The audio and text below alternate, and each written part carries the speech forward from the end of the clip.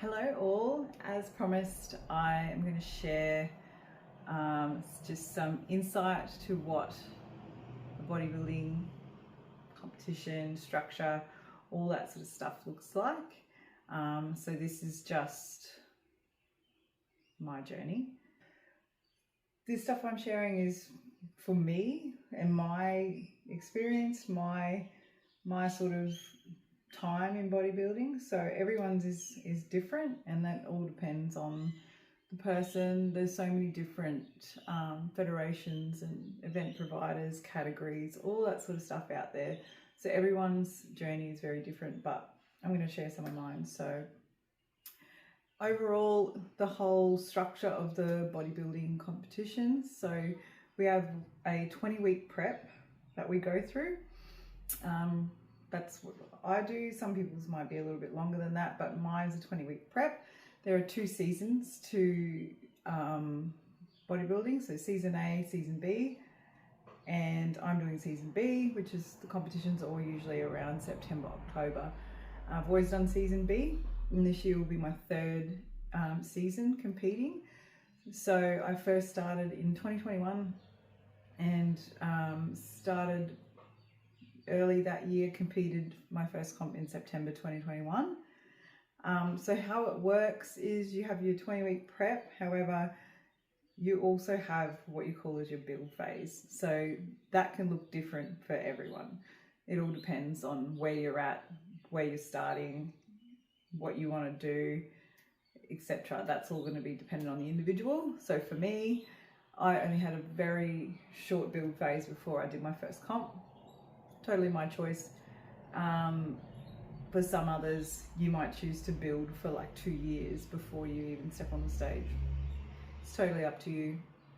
So for me, I did that, did my first show in 2021.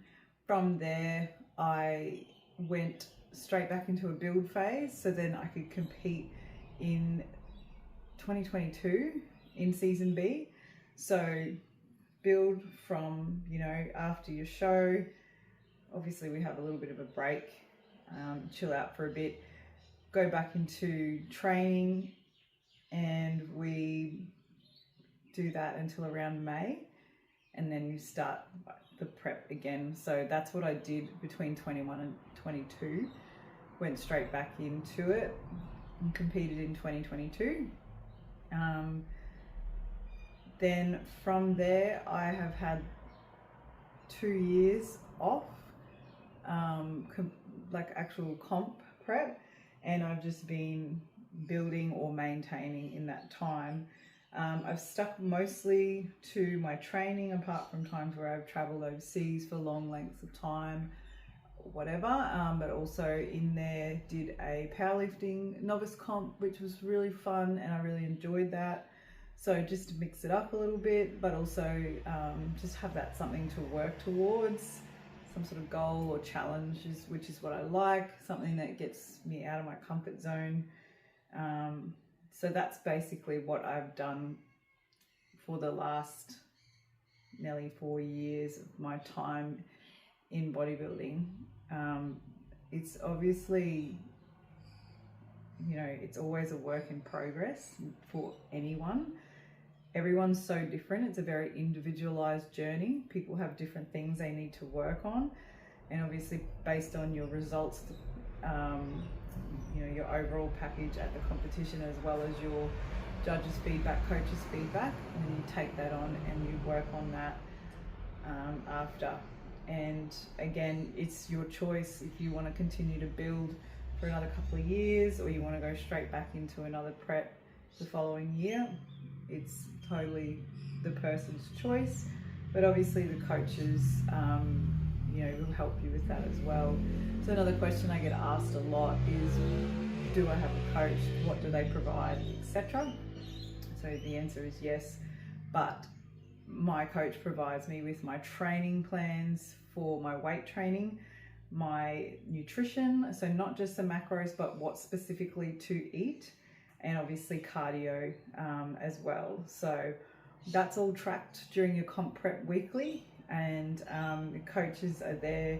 Obviously they're the professionals, but they're there to not only to keep you accountable, but they're there to make sure that your health, your general health, is actually, you know, still okay, as well as keep, you know, making sure you're on track with where you need to be.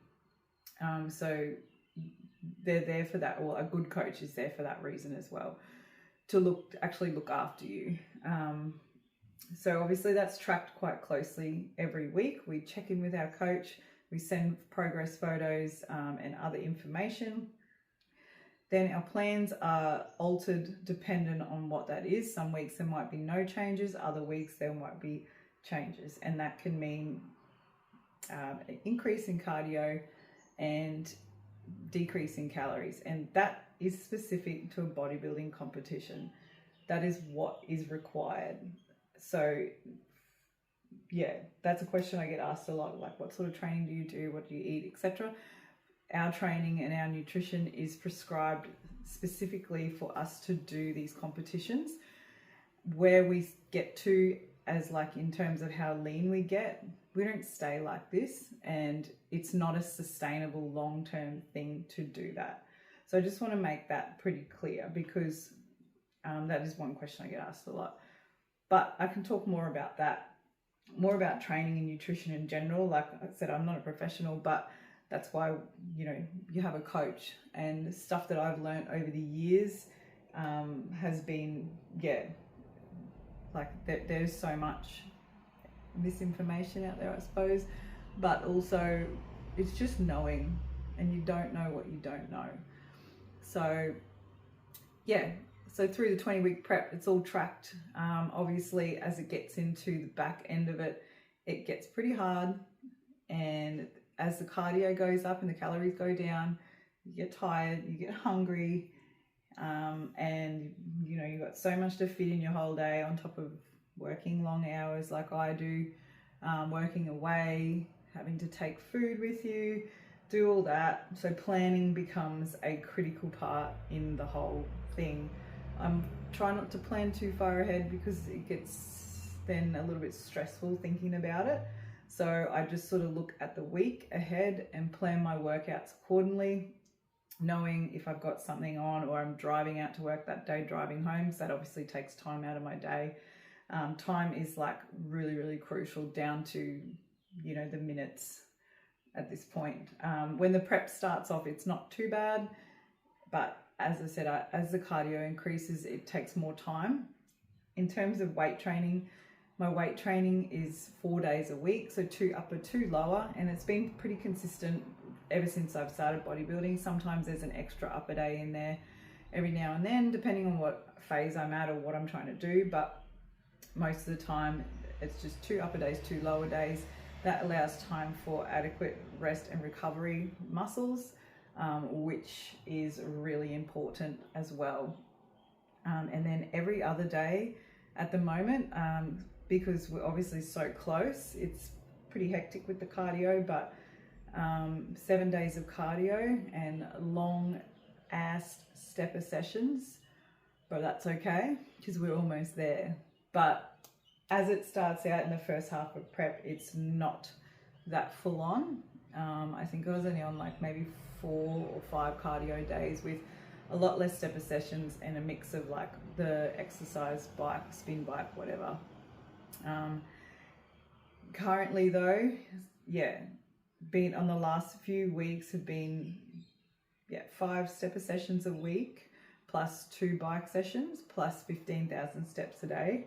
However, this week the step target is 20k per day, but again, we are almost there, so it's okay. I'm okay with it.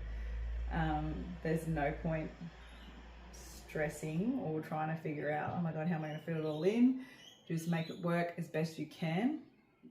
And like I said, planning is key, especially when you know you have to drive out to work, or you might have something specific on at work or whatever. So yes, that is currently where we are at with training.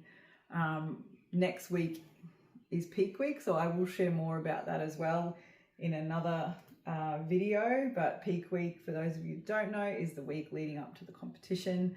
It's actually, for me, the most relieving week, because you know that majority of the work is done, and the peak week consists of a lot of different elements and factors involved in that one. But I'll share more about that later. But the prep itself, it's been a time, but again, I've only tried to do what I can in my control. So there are some things that are out of control. There is no point worrying about it. You just do what you can with, you know, what you have control over, basically. So, you know, like a trip for work, for example, I've had to do a couple of those where you either might not have access to a gym, or you might not have time that day to do something. Yeah, there's been days where I've done extra cardio to make up for that, or extra steps, because I'm just like, oh well, just get it done. So yeah, a few people have asked me those questions, like, what have you done differently this time? So that's probably one big thing, is that I've not made an excuse if I haven't been able to fit something in, whether it be cardio or steps. I have tried to make it up either the day before or the day after, so then I haven't missed out on it.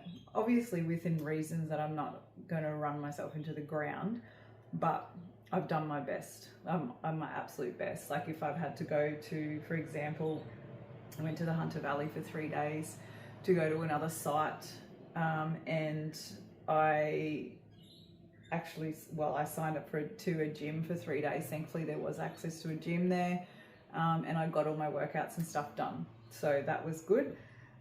For example, another time I had to go to another site, which was driving to that site and stay overnight. There was no access to gym and probably just not much time. I was able to get the amount of steps I needed to do, but the cardio, I couldn't do the cardio. So I made it up over the next couple of days when I was back at my own site. You know, like I said, just no excuse. If I could get it done, I could get it done. And I just did it. So obviously food is a big thing. Taking my own food pretty much everywhere, except, you know, when it's not possible, and you just make do with what you've got and you choose the best option that you can. So again, it's just doing what you can in your control, but I have made a really, really conscious effort to do that this time. And obviously planning ahead has helped immensely. Knowing that if I've got something like that coming up, looking at, you know, what weights days I have to do and cardio days, and trying to plan that as best as possibly can. So that's probably the one thing I've done really, really differently, is just the planning and the just fucking suck it up and do it. And also just a bit of mindset, like self-talk, as silly as it sounds, but it does work. You know, if you tell yourself that you can't do something, you're not going to do it. If you tell yourself that, oh, like, this is hard, well, yeah, it's going to be hard. But just those little self-talk things in your head, and just trying to turn it around and look at the bright side of it, or the upside, it does help. But yeah, that's probably one thing I've really done differently this time, is just being better at planning, being better at, just being organized. And like I said, don't look too far ahead, looking just like in that week, and then worrying about next week instead of stressing over it. So yeah, working very long days. I'll share some, you know, insight to what a day at work might look like as versus what a day at home might look like. Because yeah, I work some days 11 to 11 and a half hours, and then days I obviously drive in or drive out. That's an hour and a half of driving that gets taken out of your day. So there's a lot. It's a big days at work, but again, we haven't made excuses. We just got it done. So this competition, and most likely the time I have a competition, I set very simple goals that are realistic, because you know, there's no point setting some unrealistic goal, so you end up then disappointed with yourself. And it was really, really simple for me, is just be better than I was last time and do your absolute best with what you can control. Those two goals is just that, and I know I've already done that. I know I'm better than I was last time, and I know I've done my absolute best. We're just almost there. We have 12 days to go, so the work's not done yet, but we are so close, and I know that I've done my best with every situation that I have been in where things just haven't quite gone to plan, or routine's been thrown out, or whatever. I've done my best that I could. So that's pretty much my goal. Be better than I was last time. Do your best with what you have in your control. Like I said, I know I've already won at that first one, because I can already see the difference in my physique, and it's mind-blowing. So I'm currently sitting about 3 kilos leaner than my last competition weight, which is a fair bit, and we're still like 12 days, so there's still room for some movement, and some, you know, probably some small changes in the physique, but I'm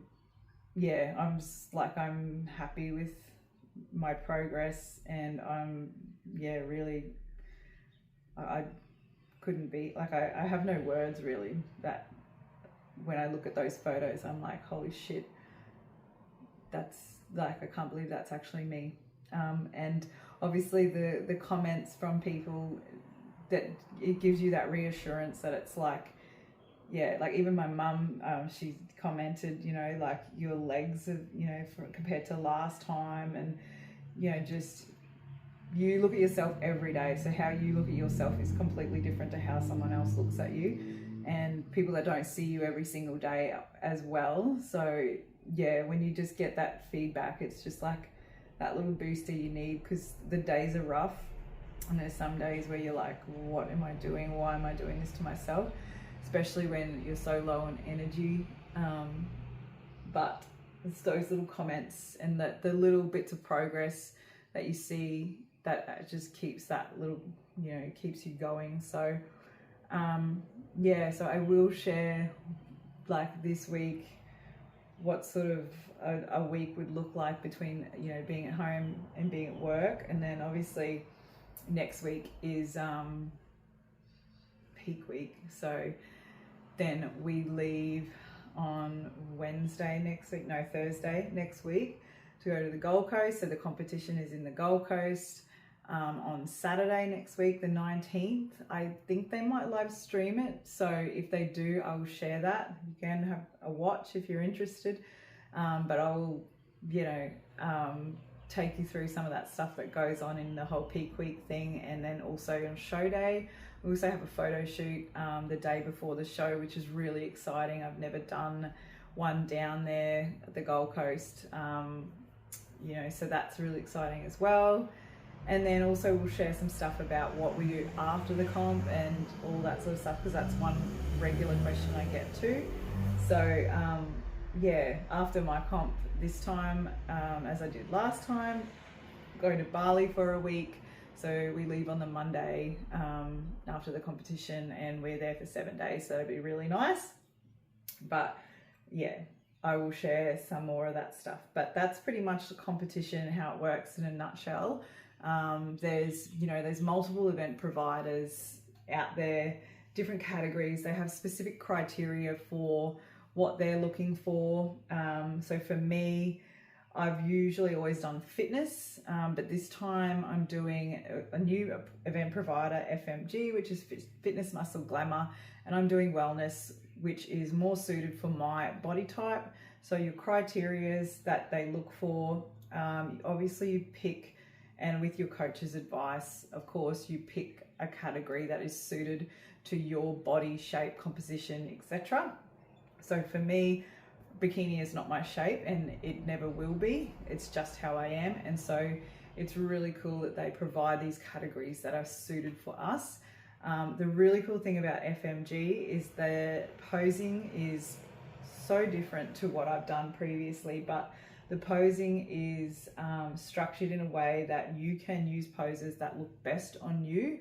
So it's not a stock standard front pose, side pose, back pose. There is different things you can do, the way you present in your posing that makes that, you know, shows the best qualities that you have. So it's really exciting to do this show, and these shows are like you know, the standard is so high and they are really, really popular, but they look amazing. And talking to people that have done them, they said, you know, they had nothing negative to say about them. So I'm very excited.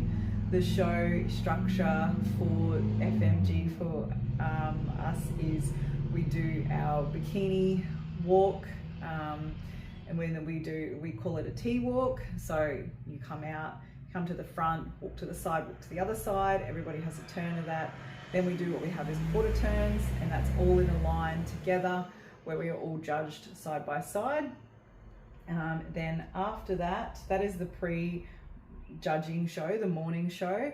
We have a bit of a break, and then we go into the evening show where we do another, just a short walk with our bikini, and then we put on our evening gown, dress, whatever, and they announce the awards. So yeah, it's going to be a big day, but I'm so excited just for this whole new vibe of show. And yeah, so I will obviously keep you updated with all that peak week and show day stuff, photo shoots, etc., and what all the things that we have to do in peak week. But yeah, if you have any questions about the whole competition structure, or you're thinking about competing, like I said, it's totally up to you where you want to start. You have to start somewhere. I started in 2021 and I've been working consistently since then. It's not really something that you just start and then, or you just do a thing and then go, okay, I'm done, I've done that now. For some people it's not for them, and that's okay. But for me, it's like I'd started it and then I just want to be better, you know, and after this comp, I don't know, I'll definitely like have at least 2 years before I even think about competing again, because I, as most of you know, love traveling, so I really want to do some more traveling, but yeah, and also probably do some more powerlifting competitions in that, but I'll go through that later. But yeah, if you have questions about competing, I'm happy to answer. Just like I said, I'm not a professional, but based on what I've learned and what my advice is. And yeah, thanks for watching. I will be back later on in the week, maybe with some insight to what a week of training at work and at home looks like, and especially in this last week, which is, you know, probably one of the biggest weeks. So thanks for watching, and I'll see you soon.